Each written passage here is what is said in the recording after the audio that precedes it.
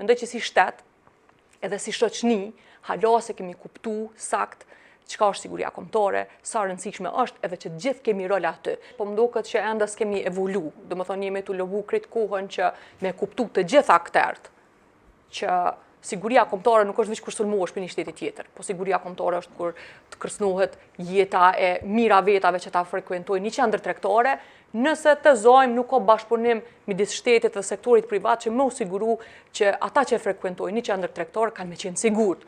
Ndoshta edhe sektori privat, edhe në rastet kur ka për shembull sigurim një vend, e për marrë qendrën tregtare se aty frekuentojnë shumë njerëz, mundet një mungu trajnimi, mundet ka pas iniciativa në të kalumen që me pas Ministria e Punëve të Brendshme Blas Okoj më kontu shërbim si këshilltar për siguri kombëtare në kryeministri, që me Ministrinë e Punëve të Brendshme me bëni bashkëpunim midis sektorit privat dhe publik për me evitu, për me parandalu disa prekërcimeve që ju kanoshin Kosovës atëherë, sidomos në vende shumë të frekuentume. Po, mendoj që problemi është shumë më i madh. Mendoj që si shtet, edhe si shoqni, hala se kemi kuptu sakt çka është siguria kombëtare, sa rëndësishme është edhe që gjithë kemi rol aty. Prandaj, këtë kohën tendenca është me provu me gjithë fajtorin. Kur po thu kombëtare, po më duket interesant që edhe zjarrin si rasti në Koçan po thu që është çështje sigurisë kombëtare? Ose nëse humbin jetën 5-9 persona, domethënë ajo është një evidencë. Në këtë vend që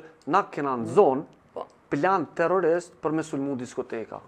Është një akuzë ngritur në këtë vend që ka pas një plan për me sulmu diskoteka dhe me bë kaos. Të mirë jena në qatë aspekt me zbush terroristin, po jo zjarrin. Po keni parasysh, ka pas një vullnet me bë sulme terroristin në diskoteka, edhe shteti, për pas parandalimit me arrestu ata që e kanë bë planin, nuk ka reagu.